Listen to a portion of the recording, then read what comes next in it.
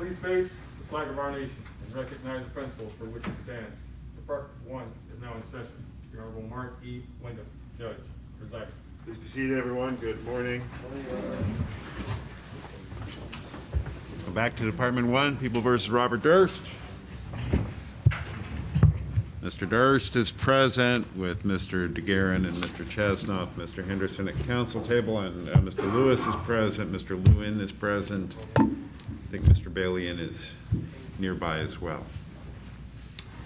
Mr. Henderson, are we ready to continue with the video recorded testimony of Emily Altman?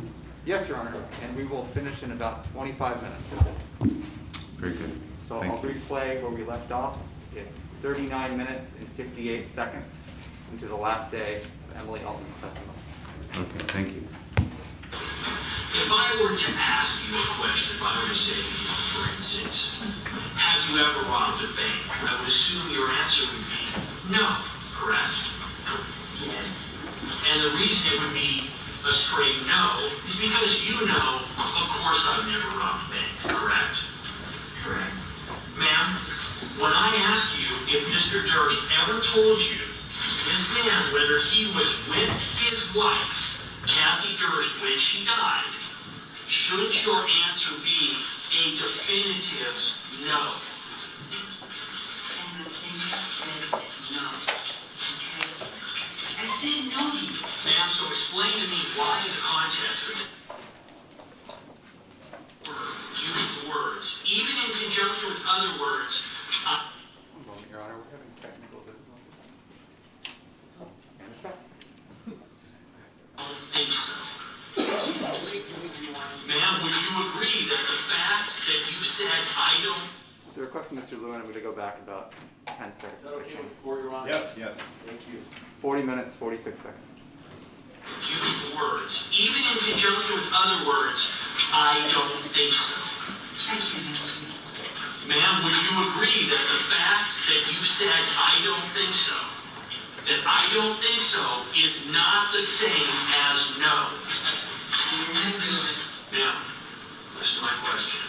When you answered I don't think so, do you agree that that answer you gave was different than simply saying no? I shouldn't have said that. Okay, we're going to try the third time. And I can require you to answer the question if I don't think so. It's different from no. That's all it is. And you know, and everyone else can argue about what it means and that it's not the whole thing that you said. Don't worry about the impact of what you're saying. Just answer this question. So please ask it again. Now, when I asked you the question and you responded to whether or not Mr. Durst has ever told you that he was with Kathy Durst when she died, at one point your response was, I don't think so. And I'm asking you, do you agree that I don't think so is not the same as no, correct or incorrect? Correct.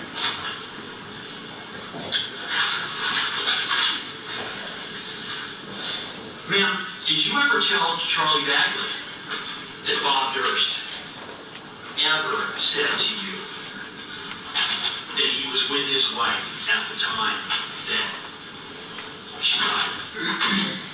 No. Did you ever tell Mr. Bagley that Bob Durst said to you that his wife died in an accident? No.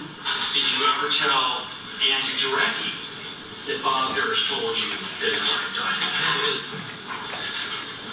No.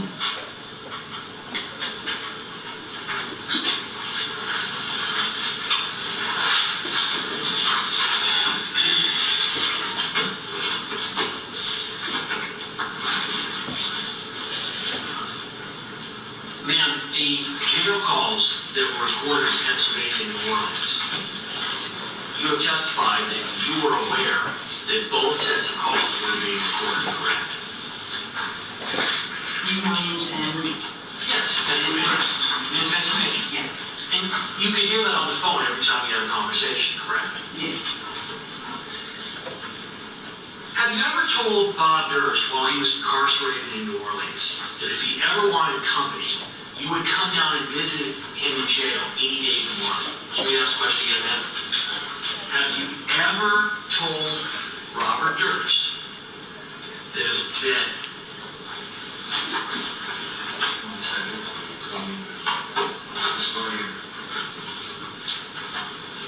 You ever told Robert Durst that as long as he gave you 24-hour notice, that you could fly down and see him any day you wanted? Yes. Have you ever told him that if you felt lonely, you would come visit him? I don't remember exactly this. Would that idea be consistent with the relationship you have with him? Ma'am?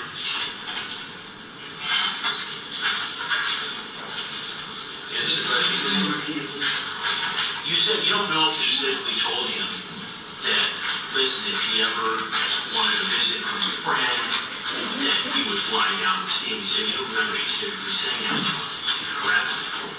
But I'm asking you, whether you remember specifically saying that, would that accurately describe the relationship you had with Mr. Durst while he was in custody?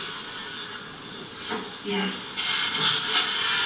Ma'am, you talked about,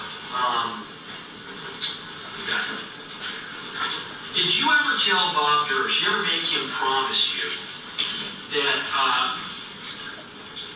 let me ask if you ever use the following language. I'm talking about a March 27, 2016 jail call at 9:16 p.m. Tell me if you remember this, ma'am. This is you. You made me a promise once, and I want you to keep it, that you're going to call me once a week so that you know you're okay. Mr. Durst responds, I'll do it. You respond, okay. I don't ask for much, Bobby, but I'm asking for that, okay? He responds, yes. You respond, okay. I don't want to have to call Patton to ask how you are. That's embarrassing. Do you recall having a conversation like that with him? I didn't have the name that you used, I'm sorry. Well, Patton. Forget about Patton. Do you recall telling Bob Durst, in essence, making him promise he will call you once a week? Because he was hospitalized, and I was worried that he was hospitalized, so yes.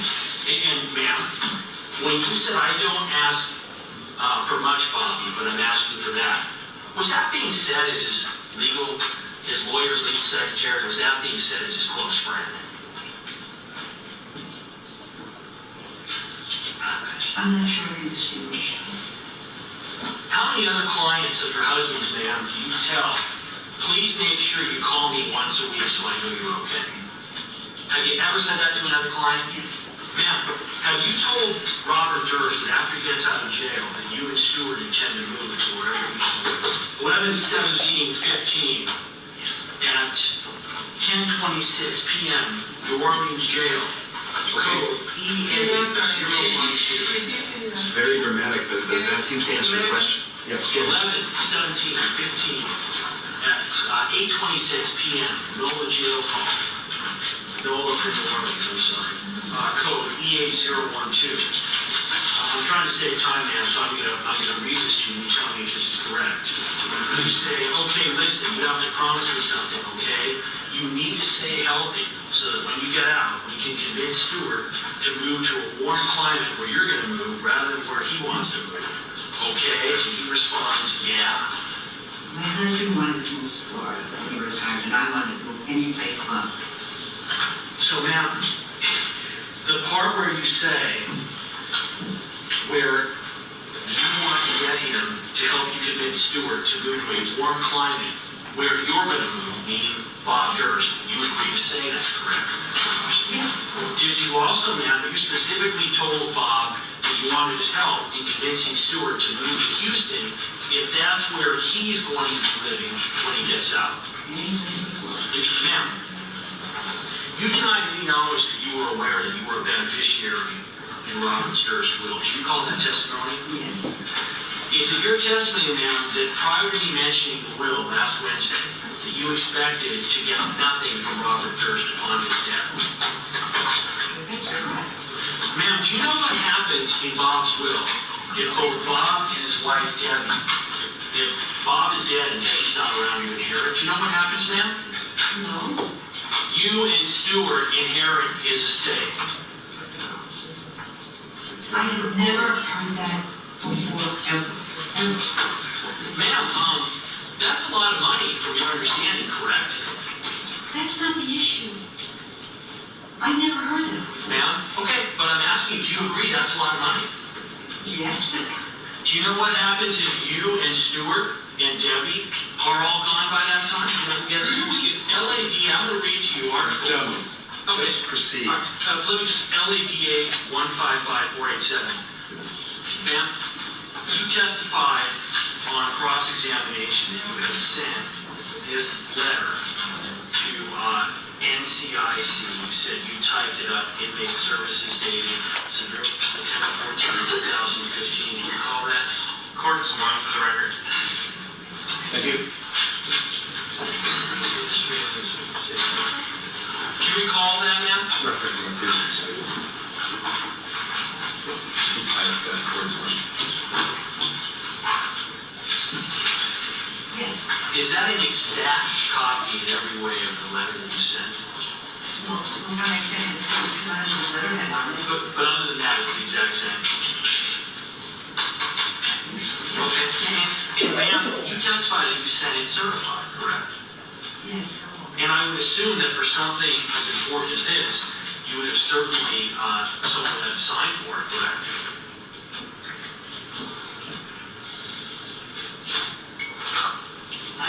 Sometimes it was signed for by the facility, sometimes by a person, so I don't remember. Now, I assume you have the proof that the package was, that the letter was received, correct? Oh, so, Well, ma'am, isn't that something that you could have previously provided?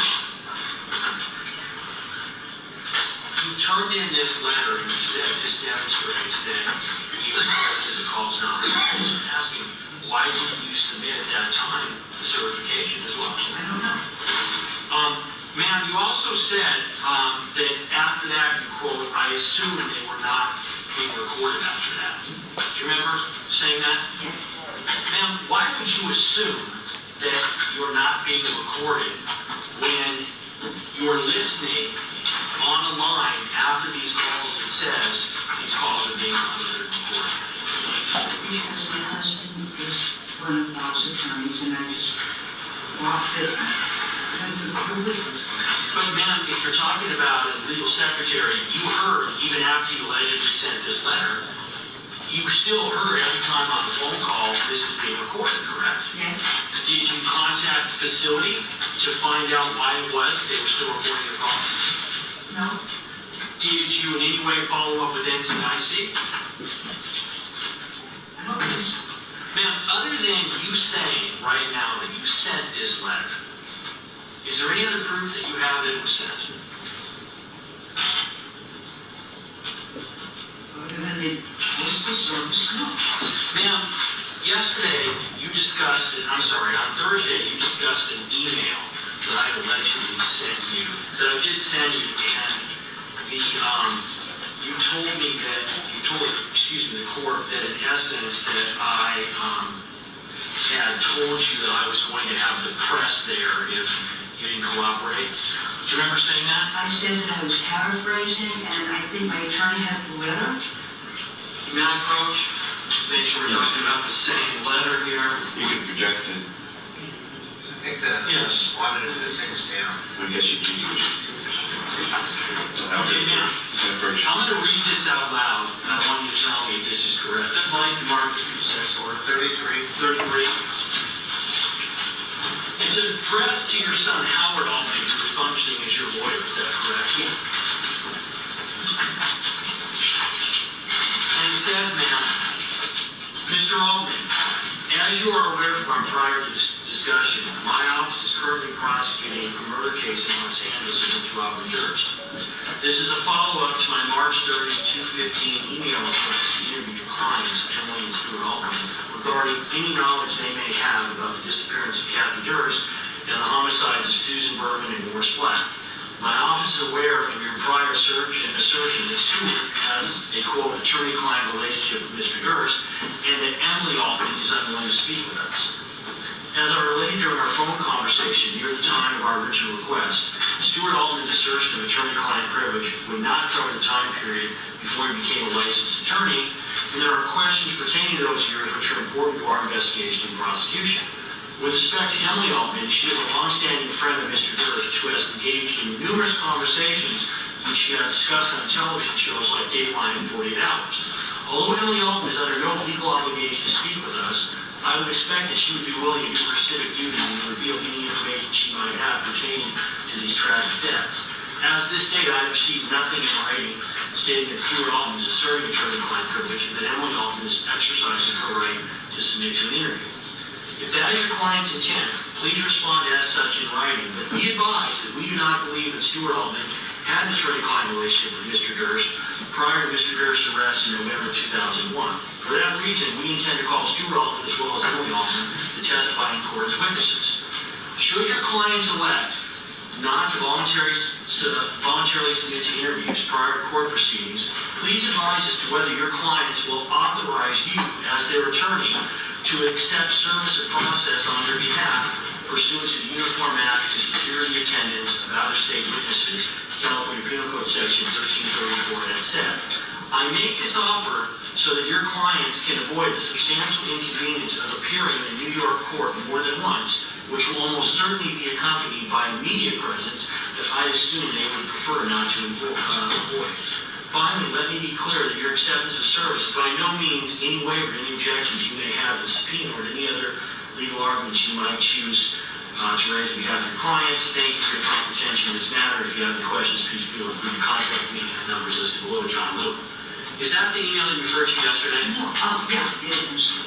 So, ma'am, when you said that in essence I threatened to bring the press, ma'am, have you seen me quoted in the papers during this case? No, but I still maintain that when you said there would be a press presence, and I knew that no one in New York really cared about it.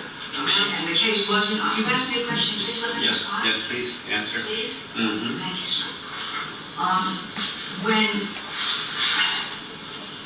no one in New York particularly cared about whether or not we were coming to California, and I know that the case was not on the calendar, that it wasn't, there was no docket number, there were no numbers. The only way the press could have possibly found out about it, in my own mind, is that someone other than my attorneys or the courts in New York alerted them to this particular time when the Associated Press was in my face. And the only thing that I can think of, the only thing that I personally in my own head can think of was that someone out here, maybe you, notified the press, or maybe someone in your office, or maybe someone you knew. But that's honestly what I thought, and I still think, and it's my opinion and I'm entitled to it. Perhaps, ma'am, maybe Mr. Bagley from the I Don't Care About This Case New York Times, who is out here from New York City, who's spoken numerous times, ma'am. Perhaps he might have been one of the reporters in court. Is that correct? Not the second time, no, because I said to him, I called him, I said, you have my honest answers, I'm getting them to you. He asked me, I said, are you coming to the second hearing? And he said, no, it's ridiculous, nothing's going to happen. So, Thank you, ma'am. got it? I'm done. Thank you. Mr. DeGuerin?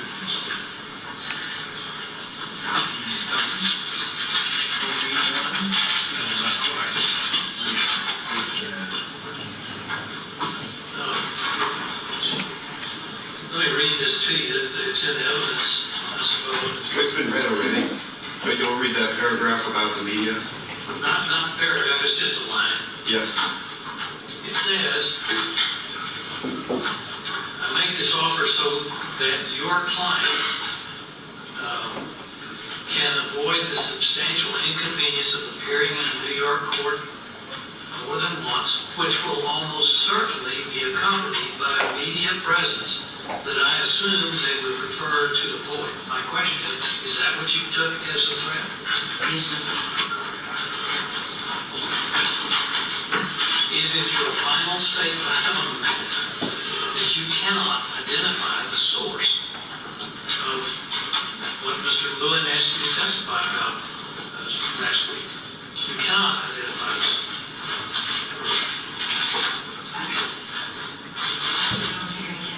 Okay. And you cannot say that it came from Bob Durst. to your ears, right? In fact, other than your visits in Pennsylvania and your visits in New Orleans, where you were signed in, have you ever, during that period of time, from 2001 to the present, visited with Bob Durst without Stuart Altman present? No. Okay.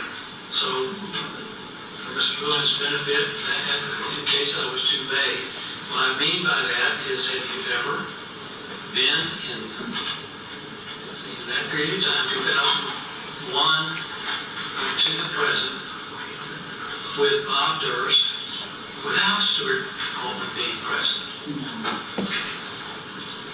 Okay.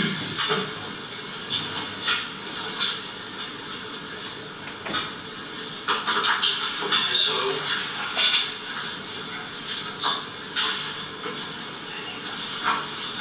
as to the time of the conversation that you no longer can say came from Bob Durst,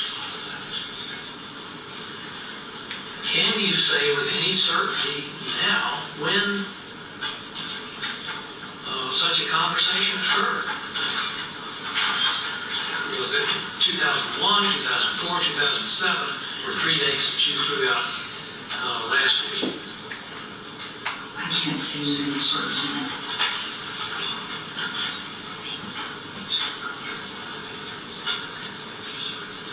Did you ever read what's been referred to as the BD document? No. Did you know that it was in the box that you had accumulated of things that Bob had given you and the news articles and other things that you had thrown in the box? No.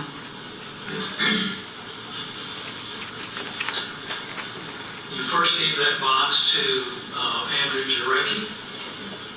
Yes. Did he return it? Yes.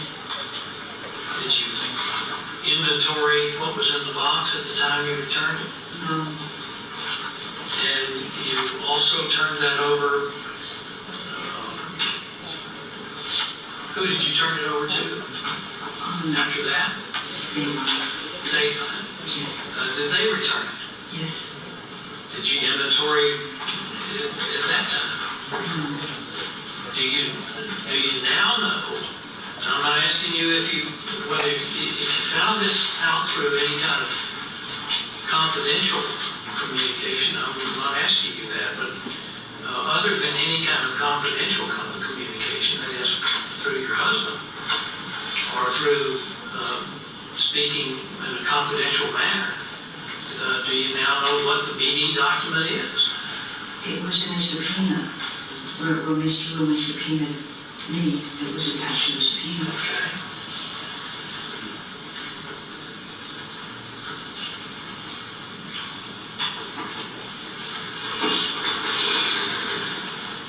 Did you, this is a yes or no, did you tell Andrew Jarecki anything about Kathy Durst's disappearance?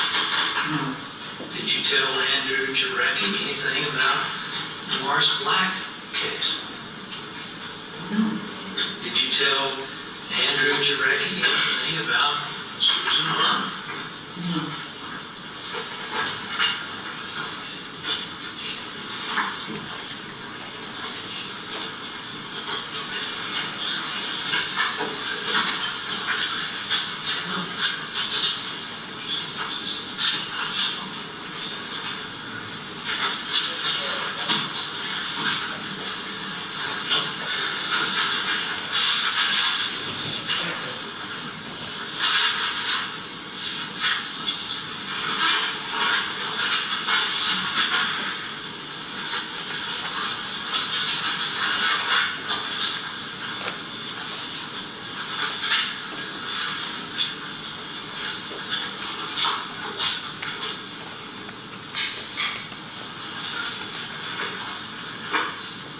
There've been several versions of what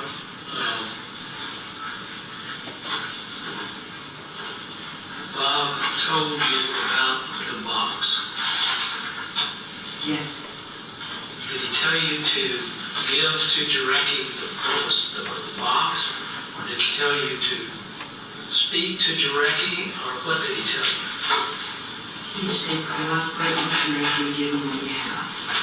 And what you have was the box. A box. Okay.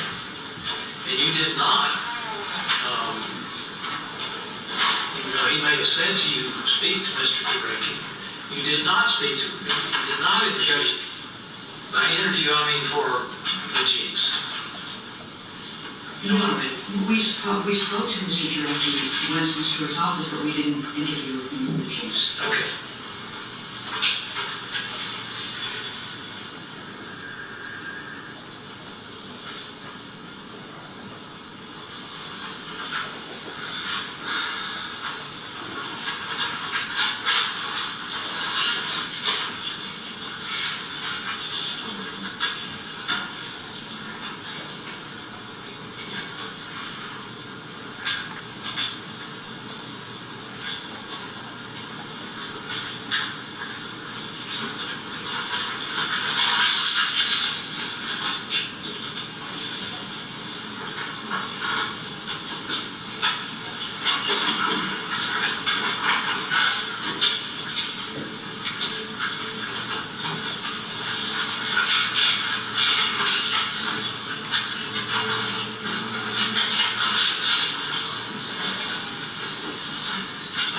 In the spirit of full disclosure, you and I have known each other for a number of years, correct? And even though you're represented by counsel, you and I have not spoken about the substance of this case since you've gotten counsel. Is that correct? That's good. Okay. I say hello to you every morning, and I give you a hug, right? But we don't talk about the facts. Talk about your dog.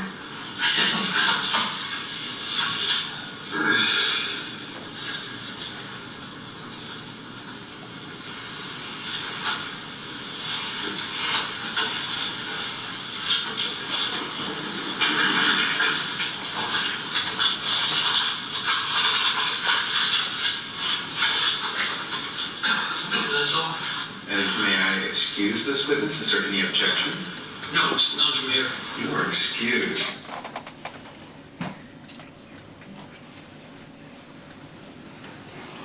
Mr. Henderson, were there exhibits? There were, Your Honor. There were 14 exhibits used in the testimony of Emily Altman. I'm marking as People's 138B, an exhibit sheet, which correlates what we saw in the video with the new exhibits we have for trial. That sheet says the following exhibits are being marked for identification. The new People's 138C was Courts 1 in the video. It was a one-page letter. The new People's 138B is a 2-page document, which was Courts 2. The new People's 138E is a photograph, which was People's 21. The new People's one. I'm sorry. 138C, 138C, and then over the last one, 138B. I'm documenting all this on the sheet for you, but I'll read it again. Okay. People's 138C is a one-page letter that was Courts 1 in the video. People's 138D is a 2-page document, which was Courts 2. People's 138E is a one-page photograph, which was People's 21. People's 138F through J are all going to be 2-page transcripts. So People's 138F is a 2-page transcript, which was 22A. People's 138G is a 2-page transcript, which was People's 23A. People's 138H is a 2-page cadaver letter and envelope photocopy, which was People's 24. People's 138I is a 2-page transcript, which was People's 26A. People's 138J is a 2-page transcript, which was People's 27A. People's 138K is a 5-page article, which was People's 28. People's 138L is a 33-page document referred to as the BD story. That was People's 29. People's 138M is a 2-page transcript, which was People's 30A. People's 138N is a 2-page transcript, which was People's 31A. People's 138O is a 2-page transcript, which was People's 32A. And finally, People's 138P is a 1-page email, which was People's 33. Thank you. And Your Honor, I believe the next witness for the people is retired Detective Paul Coulter.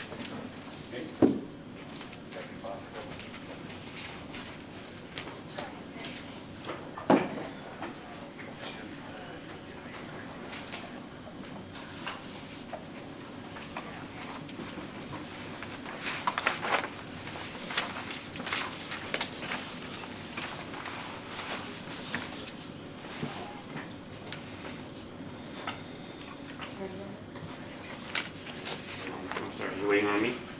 So is, I got the impression that Detective Coulter was here. Yes, I'm sorry, I didn't hear.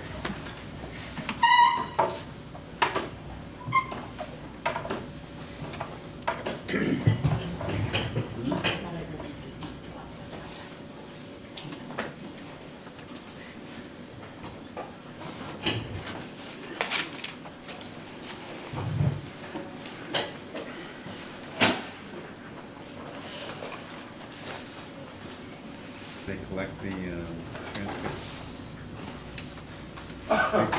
Did you collect the transcripts already, or what?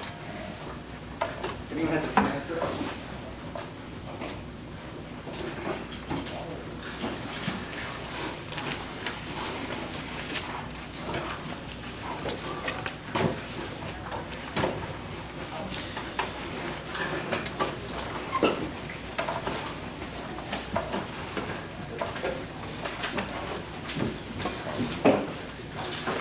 The commotion dies down.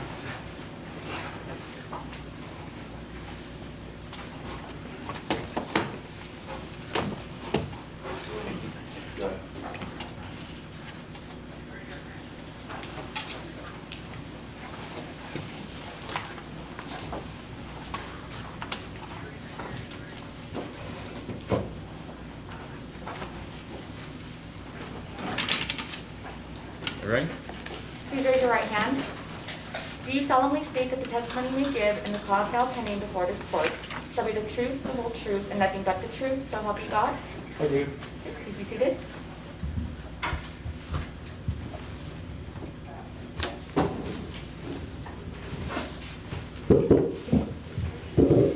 If you could please state and spell your first and last name for the record. It's Paul, P-A-U-L, Coulter, C-O-U-L-T-E-R. Thank you. All right, Mr. Bailey, and you may proceed. Thank you, Your Honor. Good morning. Morning. What is your current occupation, Don't have one, I'm retired. and for how long have you been retired? It's July 31st, it'll be 9 years. And what did you retire from? I was a detective with the Los Angeles Police Department, assigned to Robbery Homicide Division. All right, and it's difficult with the masks. To the best of your ability, if you could move the mic closer to you or kind of speak up into it. Thank you. You said you were a detective that you retired from with the Robbery Homicide Division of the Los Angeles Police Department. Yes, For how many years were you assigned to the Robbery Homicide Division? December 98 to my retirement in July of 2012. And the Robbery Homicide Division, what are the primary types of cases that go to the Robbery Homicide Division?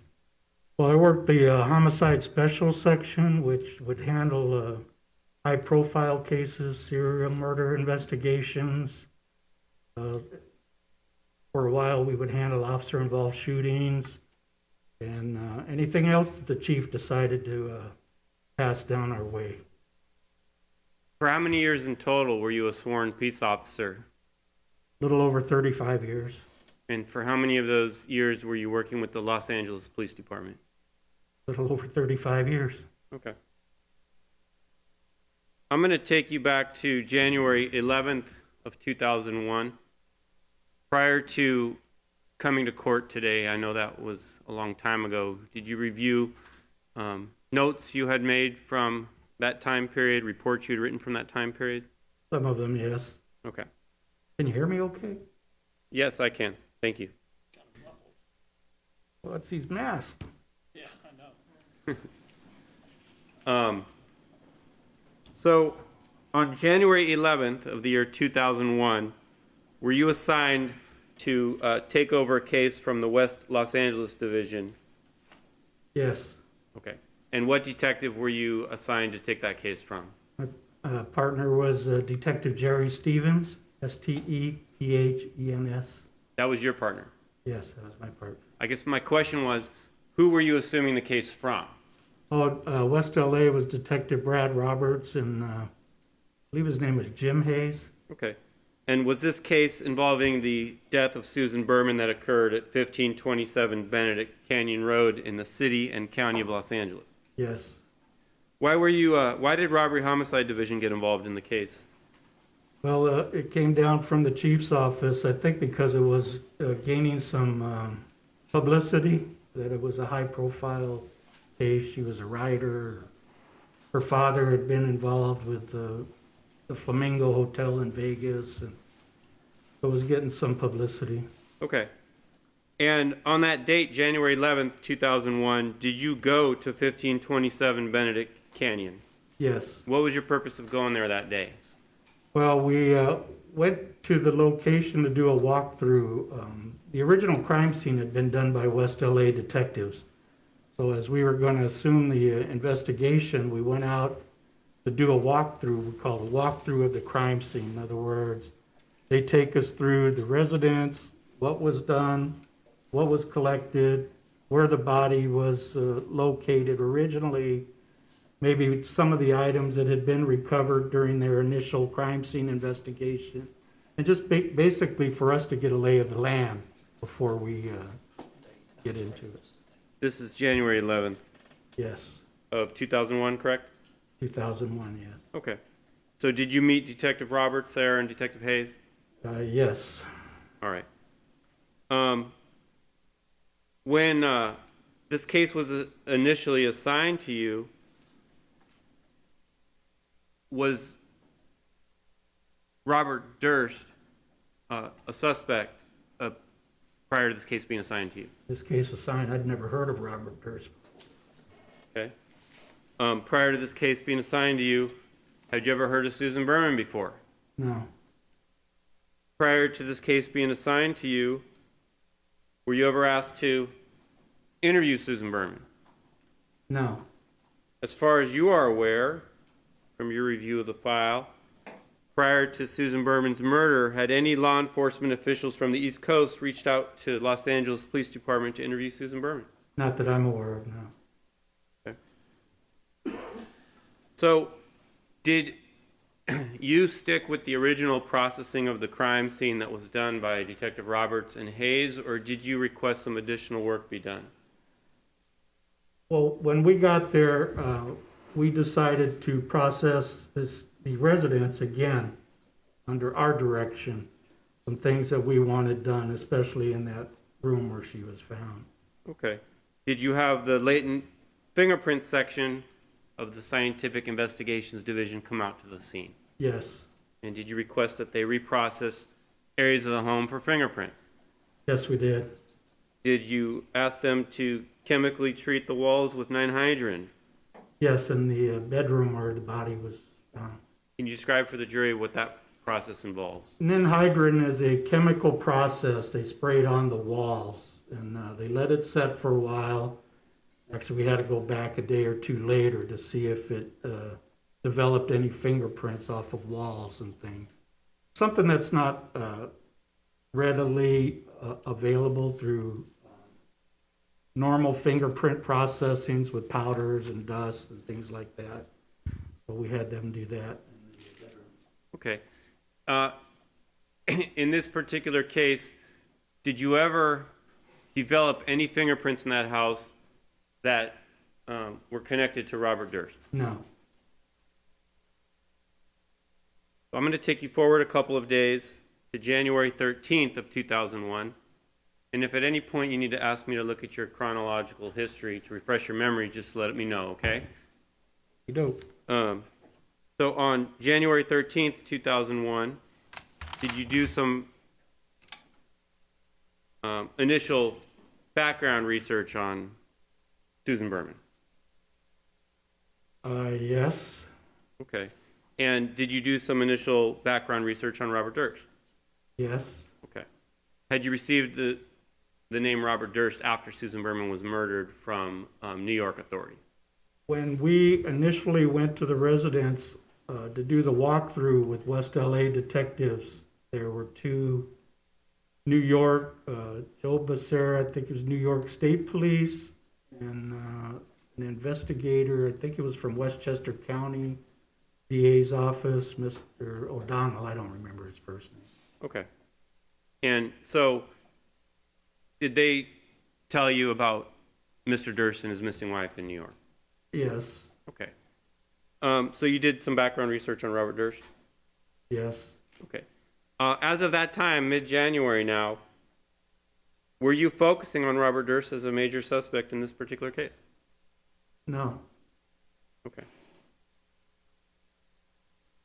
I'm going to take you to January 17th, 2001. Recall what you did on that date. And if you need to look at your chrono before you tell me to refresh your memory, please let me know. Do you need to do that? well, I don't know what you're gonna ask me first. Well, I'd like to know on or about January 17th if you did any additional work in terms of requesting any forensic analysis. Yes. Okay. What did you do on January 17th?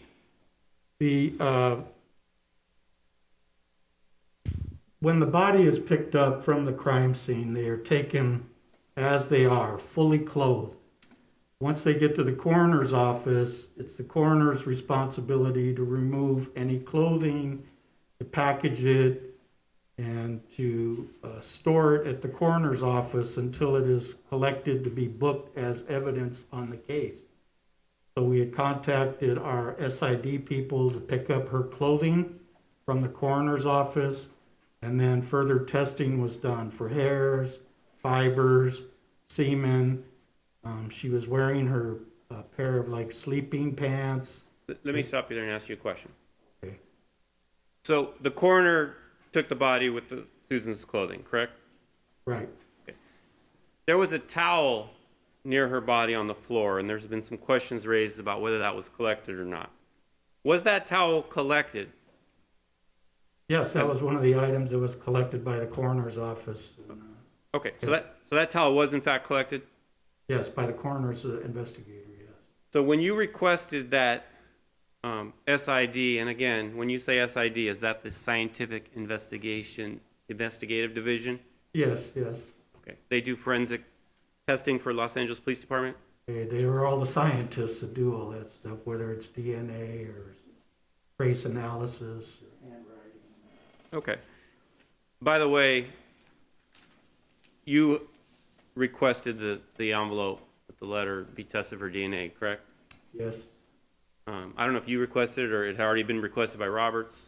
I don't remember, as I sit here today, if it was me or Roberts. I know that the request had been made, and I did do follow-ups with SID to see if anything had been recovered as far as DNA, Okay. and there was not. They didn't get any DNA off those items. No. Is that correct? That's correct. All right. So going back to your request on January 17th for SID to check for hairs and fiber and semen from the victim's clothes, did you also have them check that towel that was recovered by the coroner? Yes. All right. So were they able to, let's start with semen.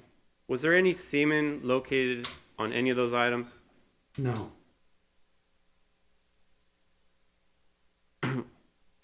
What about hairs and fibers? Did they recover any hairs and fibers from those items that could be tested? No fibers, but there were some hairs that were consistent with Susan Berman. Okay, so were there hairs recovered from Susan Berman's clothes? Yes. Were there hairs recovered from the towel? Yes. And are you saying the results of the testing was that those hairs were consistent with being Susan Berman's hair? Yes, they were. And I presume they tested those against samples of her hair taken upon autopsy? Again, when the body is taken to the coroner's office, there are certain items of evidence they collect from the body, which are hair samples, fingernail clippings, Okay. or fingernail clippings. Did you request fingerprinting be done on the shell case, the 9mm shell case that was recovered near her body. I don't remember if it was me or Detective Robert. But it I was, don't recall, as I said. someone requested it. Were you able to get any fingerprints off that? No. I'm going to take you forward to January 18th, 2001. On that particular day, so this is now the next day, did you serve a search warrant on Susan Berman's telephone line from her home? You mean for her phone records? Yes. Yes. And did you request in that search warrant Susan Berman's phone calls for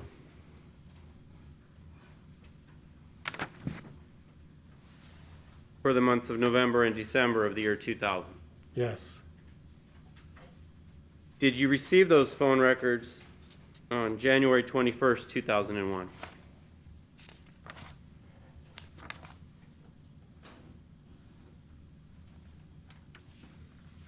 On January 21st? Yes.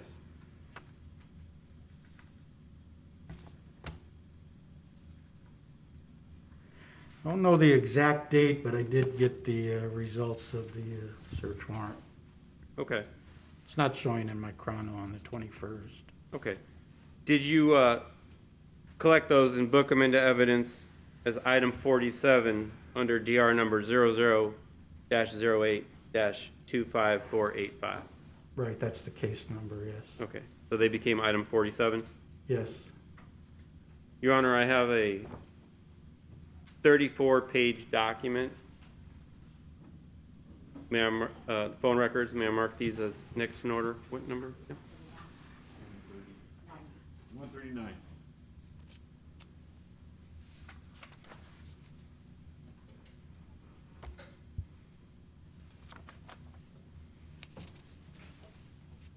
I'm showing you what's been marked as 139. Are these the phone records you received from Pacific Bell in response to the search warrant you served for Susan Berman's phone records? Yes. It was addressed to my partner, Detective Stevens. Okay.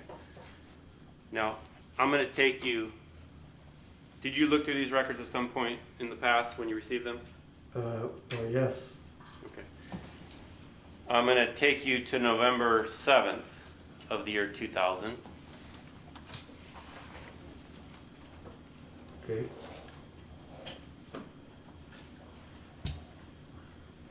At 10:25 in the morning. Yes.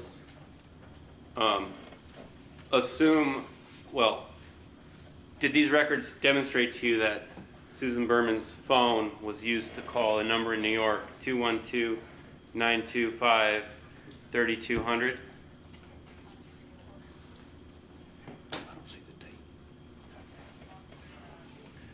Okay, what number are you saying? Oh, right. I got it.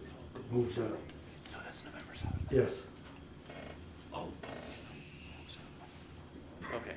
So, was that number called on that particular date? Yes, it was. Okay. And did you know who, from your investigation, were you aware of whose number that was? I think that was an office number for Mr. Durst, one of his locations in New York City. Okay. And I'm going to take you now to November 13th. The last three calls on this particular page I'm showing you. Was Susan Berman's phone line again used to call Mr. Durst's number on November 13th at 11:26 in the morning? Yes. And again on that date at 1:04 p.m. Yes. And again on that date at 1:10 p.m. Yes.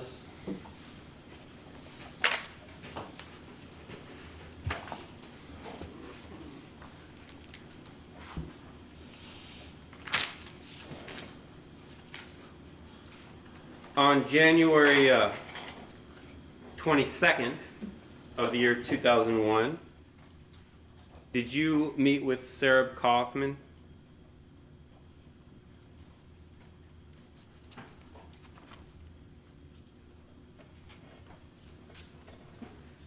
help me out. Do you have a time or something that we have met with Sarah Kaufman? Okay. Did you ever receive any Wells Fargo records from Sarah Kaufman? Yes. I have a 2-page document, Your Honor. It's a Wells Fargo statement. It appears to be original. May I mark this as People's 140? Yes. We're going to staple these pages together. I'm showing you what's been marked as People's 40. Do you recognize the writing on the top of that?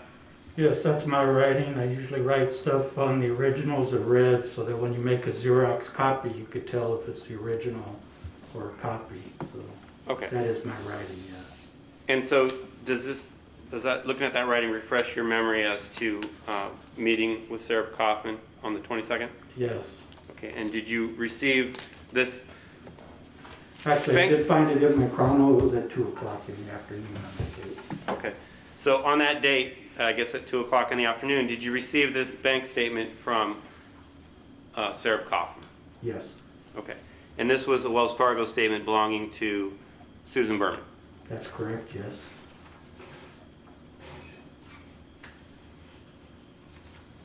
Okay.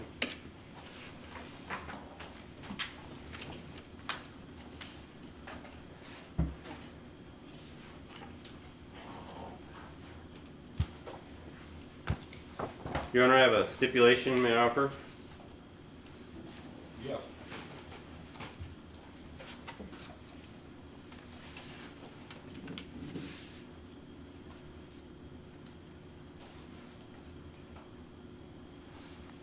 May I have one moment, Your Honor?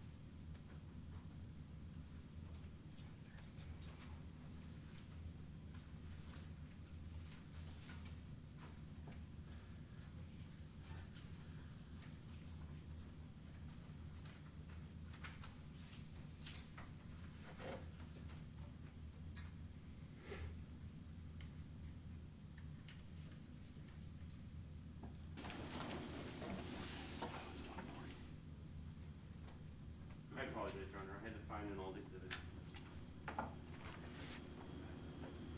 The documents marked for identification as People's Exhibit 132 in this envelope, the Wells Fargo statement in 132, are documents that the Los Angeles Police Department detectives recovered from 1527 Benedict Canyon Boulevard, Beverly Hills, California on January 11th, 2001. The documents marked for identification as People's Exhibit 140 are documents that LAPD detectives received from Sarah Kaufman on January 22nd, 2001. The Wells Fargo November statement and Wells Fargo December statements, both of these exhibits, are authentic Wells Fargo business records. So stipulated? Stipulated. I would accept the stipulation. And may I mark this as 141, the stipulation?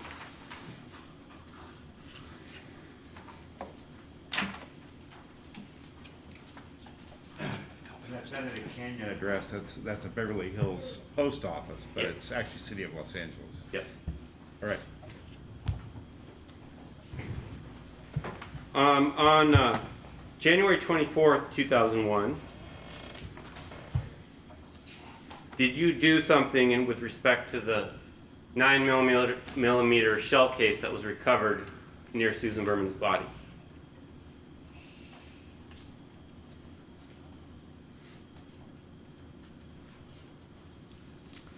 Yes. What is that? I requested our firearms unit to check the casing through drug fire. Drug fire is a program that is used almost like a fingerprint system, except for casings. You can check for where the firing pin strikes the base of the casing to see if it's been a match to any other casings used in any other crime or recovered during any other crime investigations. So it was run through drug fire. And Let me stop that. I'm sorry, go ahead. When a firearm is discharged, the firing pin from the gun strikes the casing to ignite the bullet. Is that right? That's correct, yes.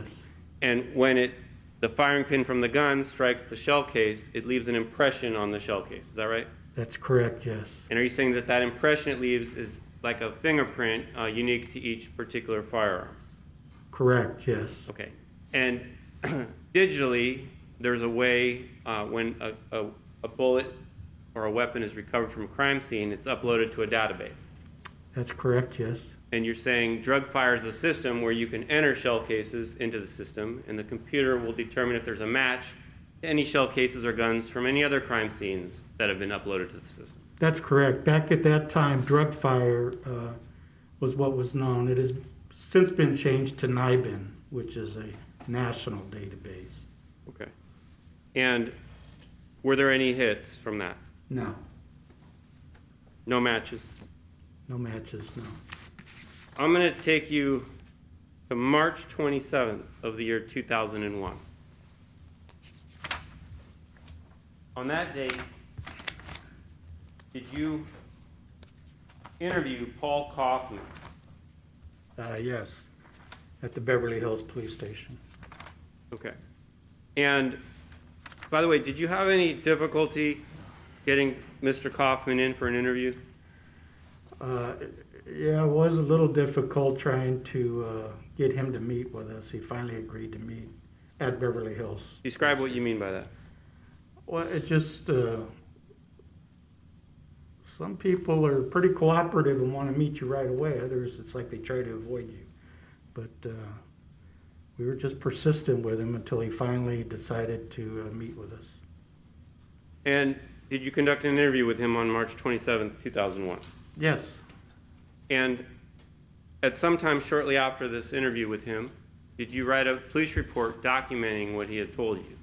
yes, And did you do your best to be as accurate as you could in this documentation, in this police report? yes. During the interview, I took handwritten notes and then transposed them into a statement. Okay. And so does this police report truly and accurately reflect what he told you? Yes, to the best of my ability, yes. Your Honor, under Evidence Code 1237, I would like to read a portion of this report as past recollection recorded. Hearsay. There's two potential. Okay, the second level, is it consistent or inconsistent? There are, Mr. Kaufman related some things that were inconsistent from some things in here, but also, for the most part, said he didn't recall some statements he had made to Mr. Coulter, but whatever he told him at the time was truthful. I see. I suppose. Also admissible, Your Honor, under Evidence Code Section 1245. Right. As a prior inconsistent statement. Well, no, that was what I was asking, Yes. whether it was inconsistent. So let me, I will, what I'll do is I'll look at the statements. Given the objection, I'll compare the statement to the prior statement and make a ruling. So I'll give our jurors, I'll give myself 5 minutes to do that, and we'll give the jurors, well, let's come back at 10:45. 615. I wanted to chat with juror 6135 just for a minute. And then everyone else, do not converse among yourselves or with anyone else on any subject connected with this case. Do not form or express any opinion on the case. And I just need a minute to inquire with 6135. About the appointments. And so the one on July 7, that's no problem for us to start 45 minutes late. I'm wondering the one on Monday, July 12, is there a way, and if it's private, we can talk a different signal if it's private for some reason, but is there a way you could have that at a different time, either later in the day or earlier? Because just we lose the whole afternoon if we do it on that day.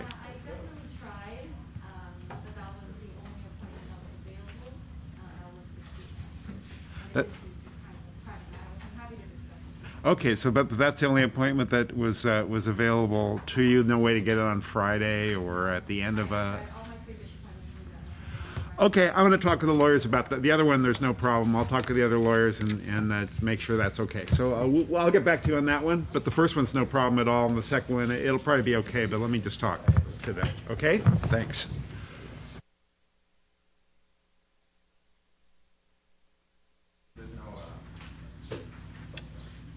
All right, on the objection, if we can resolve that, what is the, what, are they all inconsistent statements, Mr. Lewin? Yes, Your Honor, so the court remembers, I think the court would. We're on the record. To make a finding of being, that he was deliberately evasive. The court remembers Mr. Kaufman, in essence said that he didn't remember anything, then confirmed that he would only admit whatever we had on tape, and then repeatedly said, well, if I said it on tape, I'll admit it, otherwise I won't. So it's people's position that when he was answering, I don't know, he was being deliberately evasive. What are the statements you seek to introduce? So there are different statements. The first one is Susan Berman and Durst most often acted like they were genuinely good friends. However, at times they acted like they had a dark secret together. They acted like they had a dark secret together. Yes. And when he was asked about that at the conditional examination, which we played, his response was he doesn't recall, but that's something that he could have said. Okay, so he denied, he was confronted with that statement, and he denies, and he may have feigned his lack of recollection that they looked like they had a dark secret. They acted like they had a dark secret. Okay. Okay, hold that one for a moment. Next one. The second one was Kaufman stated that at one point Berman had told him that Bobby Durst had killed his wife. Now, he admitted that he made that statement. Okay, and so this is admitted as, on what basis would I admit it? It would be admitted as a prior consistent statement. Was he cross-examined in a way that suggested that he was not credible? Yeah, well, he was cross-examined in a way to suggest that that statement was inaccurate. Okay, next statement, and then I'll hear from you. Okay, the next statement is Berman related to him, to Kaufman, that Bobby's wife was a beautiful woman who was attending medical school and that she was going to leave Durst. Berman stated that Durst flipped out but didn't mean to do it. And that's the portion of the statement which he either denied or feigned ignorance of ever making that to the detectives. So 3 statements? Yes. So so who will argue this for the defense? Me. Okay. First of all, the statement that he says he doesn't remember it act like a dark secret. Which argument? First of all, Your Honor, I've never been confronted with making this argument in the context of a stipulated conditional. So in other words, this man's not available now at this point in time. Right. So we would not be able to, one, recall him to ask him about this. And in fact, I don't recall during the conditional he was actually shown this. so that he could have a chance to have had his recollection refreshed. Or to deny or, well, he was given an opportunity to deny or explain. Okay, but And he says he didn't recall. And I think that that has to be accepted, and when they say that we impeached. Well, it doesn't have to be accepted. It's up to me to determine whether he's feigning his lack of recollection. Right, So, okay, and I don't next. think in the course of my examination, I cross-examined him to suggest that he had been misleading. In fact, my examination of him was related to his memories more about her behavior and what kind of person she was. And the focus on my cross was on this alleged conversation that they had on an airplane when they were exchanging ideas. And I think that raises questions as to his credibility. So I think that's fair game, that part. But well, I didn't really question his credibility. What I talked about was how he was playing a game with her, and the people did not suggest that they weren't playing a game. That never was done on redirect. It was never done on direct. not that he's lying. It's just that the jury has reason to discount it is enough. So I think that. But okay. So are these arguments as to all three, or just to the first one? Well, the second one, I kind of think they said he didn't really say what they want to introduce the report for. The second one seemed like they eliminated that themselves. Tell me the second one again. He said he killed Susan Berman. I'm sorry. Susan Berman said that Bobby Durst killed Kathy Durst. And he admitted that statement. And he said he... So this is prior consistent. This is prior consistent on that one. Okay. So I understand this. We're going to use the police report to impeach him, and then we're going to also use the police report to make him credible? Sure. That's how the code works. Yes, you could. You could do both. And so now the third How thing. do we comment on that, or how does the court comment on that to the jury? Just an argument? No, the jury determines what the weight to give to a consistent or inconsistent statement, or whether the feigned recollection, whether recollection is. But since we feigned. can't call him back, Your Honor, don't you think you need to consider, under an analysis of more prejudicial than probative? I always do. Yes. Okay, so in this instance, Your Honor, you have a witness who is a conditional witness that we don't have access to now, that after he testifies, they bring a police officer in to talk about a report, and yet we don't have a chance to question him at this point in time, again, by calling him back. Well, you could call him back, I suppose. You could subpoena him. And Your Honor, let me be clear, because I think it's important. On the stipulations that we reached, which counsel have never commented on, in each stipulation, it is said it does not prevent the defense from calling these individuals in their own case. I got that, Your Honor. I heard Well, you when you Okay, said it. not fair to the reporter to both talk. I'm sorry. If I can just finish. The other issue is obviously, it's very clear that this witness was being deliberately evasive.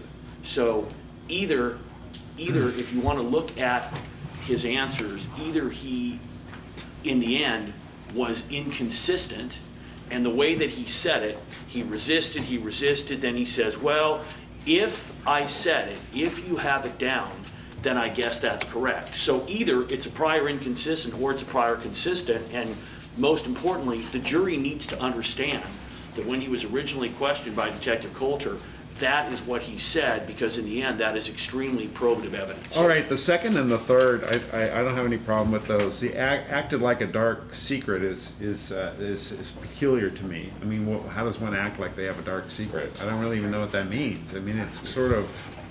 Your Honor, we'll withdraw that request. Yeah? Yeah. Good. With respect to the dark secret part. Okay, anything else? I was going to say something. Give me 1 second, Your Honor. I got to remember. It was in relation to the last thing Mr. Lewin said. What's it? Yeah, Your Honor, can we be clear? That's what it was. On exactly what the detective is going to tell the jury from the report, because as you commented, we don't want the whole report, but there has to be some completeness in terms of what he's going to say. So what I'm allowing is him to read quotations, his quotations of those second and third comments by Paul Kaufman to him. So Okay. it would be... Recess. You work. Any problem? You'll work. I mean, is there a problem? No, I just have him read from the report. Yeah, but I want to be sure he reads, there's everything, not just the little bit that was just offered. David, it doesn't work that way. Yeah, okay, so doctrine of completeness is I'm going to cut off Mr. Lewin here. So that's to make the whole understandable. In other Yeah. words, it doesn't necessarily come in just because there's more to the document. Okay, it's to keep things from being taken out of context. No, Yeah, okay. we'll discuss off the record. I'll He said the explain. following, Your Honor, because we're still on Yeah. the record. Kaufman is unsure. That's what I want to have read when they read the part that stated, they want to read, Kaufman stated at one point Berman had told him that Bobby Durst has killed his wife. Then he says Kaufman is unsure. I mean, No, he can clarify that. When he says he's unsure as to whether Susan said Bob told him that versus he got it from somewhere else. And that's what the man testified to on the conditional exam. Okay, thank you. Thank you, Your Honor. well, Your Honor, to complete the record, it says Kaufman is unsure, but he thinks Berman had told him that Durst had made this admission to her. So if the whole thing should be there so the jury can weigh the credibility of it. Okay, he can cross-examine on that. You don't have any problem with him cross-examining on that. Okay. That's fine. Okay, so 15 minutes. Actually, a little less right now. There's a third thing.